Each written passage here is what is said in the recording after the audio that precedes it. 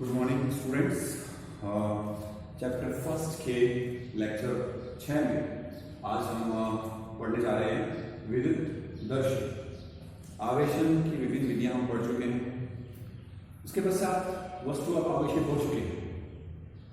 अब कोई वस्तु हमें मान लीजिए दी गई है, वो आवेशित है या नहीं उसका हमें संसूचन करना है और एक मात्रात्मक आइडिया हमें लेना है कि उस वस्तु पर आवेश कम है या अधिक है। तो इसके लिए हम विद्युतदर्शी का उपयोग करते हैं। विद्युतदर्शी जो उपकरण है वो चित्र में प्रदर्शित किया गया है। ये एक प्रकार से एक जार होता है कांच का। इसमें ये एक धात्विक छड़ होती है और ये एक धात्विक डिस्क है जहां हम दी गई वस्तु को स्पर्श करवाते हैं।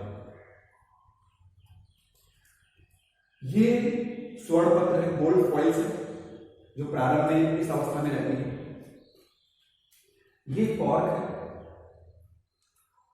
और ये भूसंपर्कन बिंदु है जिससे इसका बाहर का जो आवेश है वो भूसंपर्कित किया जा सकता है यदि ये आवेशित होता है।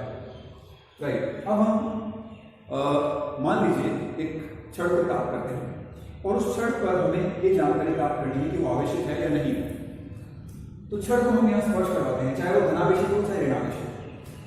जब इस धात्विक डिस्क पे इस छड़ को स्पर्श करवाते हैं तो ये छड़ स्पर्श द्वारा आवेशित हो जाती है उसी आवेश से जिस आवेश से ये छड़ आवेशित है। अगर ये धनावेशित है तो ये छड़ धनावेशित होगी, अगर ये छड़ ऋणावेशित है तो ये छड़ ऋणावेशित होगी। प्रारंभ में जो स्वर्ण पत्र है उनकी स्थितियां ये है।